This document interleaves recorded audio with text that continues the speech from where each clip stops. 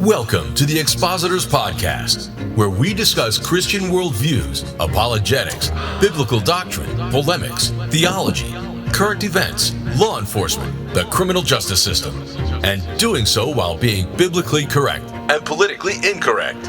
And now your host, Bill Retz. All right, folks, it's Friday morning. It's a beautiful day today. I just had me a cup of, actually a latte that I made with our RVer coffee machine, fresh ground beans and a latte just before the podcast. The problem is I drank it too fast. Hey, this is going to be an unusual type of podcast. It's going to be a little bit different. I'm going to talk about three subjects. The first one is the most important one, and that's that a pastor, a Reformed pastor, writes an article, an open letter to the church, repenting from closing down his church. We're going to talk briefly about that, but most importantly, the reason for this podcast is to direct you to the description field so that you can click on the article and read that article. What a breath of fresh air that pastor is, and he is forgiven, most importantly by God, but secondly from the church at large that he's actually writing his letter to. The second subject I'm going to be talking about is camping and RVing.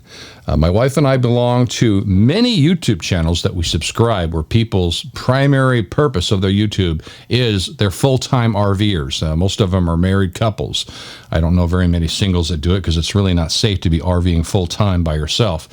Although there are some ladies that do it, and I wouldn't recommend that. But these guys have the best videos. This is just a general podcast. They have cutting-edge cinematography and beautiful professional video editing. These folks that we follow, they'll post a video, and within an hour, there'll be 20,000 hits. I mean, it's amazing. So I'm going to talk a little bit about a camping trip that I just got back from. And then the third topic is ham radio, because ham radio blends in with the camping. And so that's what it is. The pastor that repents from his church closer issue, camping and RVing, and ham radio. First and foremost, the most important topic, the primary purpose of why I'm even making a podcast today. I shared this article on all of my social media outlets, Facebook. I put it in the comments. On Facebook, on LinkedIn, on Twitter, Mind, which is something new that I'm just kind of, I don't know if it's going to take off or not.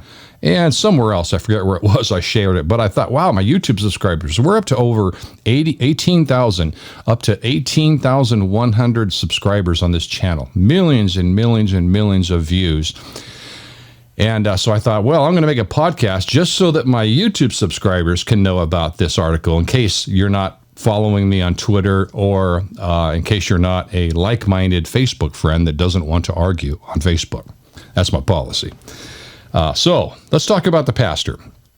Pastor Steve Richardson of Faith Presbyterian Church in Ontario, Canada, wrote an article, an open letter to the church, apologizing and confessing his sins, that he was wrong for closing down his church, which is probably what 95% of local churches out there did. And yeah, he's forgiven by the Lord, most importantly, but also he's forgiven by me and hopefully every other Christian that he's writing this open letter to, that hopefully he'll be forgiven by them as well. There's much forgiveness and grace to those whom confess their sins and repent from them. So I'm not going to talk much about this article because he says it best. And I want you to read this article and please share it on social media. And please pray for this pastor too, because he's going to take some heat, unfortunately, from other pastors. And so I appreciate this man. You know, as I said many times, as has been said on other podcasts, as has been said by many others, everybody wants to go to heaven, but nobody's willing to die to get there. And he talks about these things. And the bottom line is 98% of the excuses out there, though they might sound biblical, they're not. And it's a matter of apathy, complacency, compromise, and yes, I'm going to say the C word, even cowardness in some cases. Actually, probably in a majority of the cases. So please go down to the description field, click on the link from Pastor Steve Richardson's article, and be blessed. And share that everywhere else you can.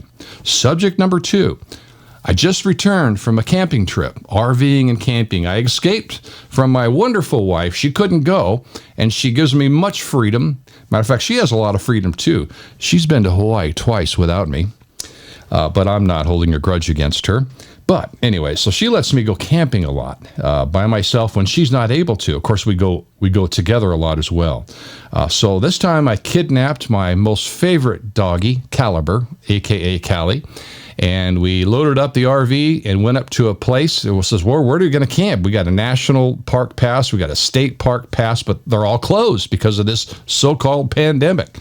Well, I found a place that I've actually off-roaded at in previous years, north of Calico Ghost Town, way out in the desert. And if I edited this video in a different software that requires more patience and more time, I'll throw up some pictures, and you can see the beautiful, beautiful place where I actually lived for a while this week. And that was nice. And I'll even throw a picture up there of Callie finishing off one of the T-bone steaks. We had a great time. But one thing about camping and RVing out in God's grandeur and His creation, it's important to be able to communicate to the outside world in case of an emergency, especially with heart conditions. You just never know what may happen.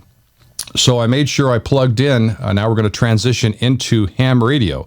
I made sure I plugged in at least a couple repeaters in that area, hoping that maybe Kilo 2, Papa Tango Lima, or K2, praise the Lord, can have some type of communication to the outside world if necessary, because there's no internet, there's no phone up there.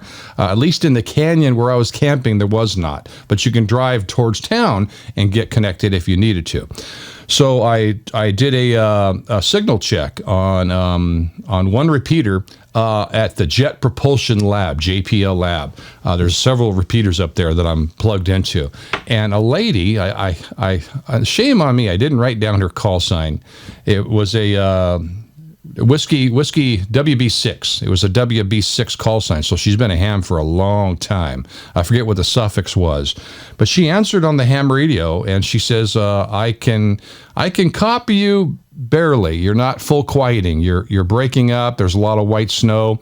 And which means basically she can't understand what I'm saying. So she did say this. I was able to hear her better than she could hear me. She says, if you can hear me, get a pen and paper and write down this frequency and this PL tone. And I said, I'm ready. So she writes it down, and I wrote down the frequency and the PL tone. And this is why it's important to be able to program your ham radios out in the field. I didn't think I'd be able to do it as easy as I did. The truth is, I use software. It's cheating. The old ham radios, the old dogs, the old guys, like my grandpa, Whiskey 6 Uniform Golf X-Ray, and now my wife has his ham call. He would have laughed today if he knew that we were using software to program our ham radios. So it was nice to be able to know that I was able to do it within 60 seconds, punch in the ham radio or the frequency, and 146 point, I forget what it was, PL tone 154.2. And I punched it in. The only thing I didn't know how to do was how to program the alphanumeric name according to the name of this repeater. But I did a signal check on that, and sure enough, that female ham radio operator, she QSY'd. She transferred from the repeater at the JPL lab over to the repeater that she recommended to me, because she said it would have a better propagation to where I was in this canyon way north of Calico Ghost Town. And she says, try this repeater, write down this frequency and this PL tone. So I did. And she got on the air and she says, wow, you're full quieting. I can hear you very well now. It sounded like she was right next to me. So the moral of that story is, number one, always have a ham radio on your trips when you're not going to have cell phone or internet connectivity in case you have an emergency. That way you can get out. And number two, always know how to manually program frequencies and PL tones and such into your ham radios, because if you're spoiled like me and you only know how to do it usually through software, you're going to be lost out in the field. And wow, I was very glad that I was put through that test by this lady who had a frequency and PL tone right off of her memory. Just boom. I mean, she's a sharp girl. So that was pretty cool.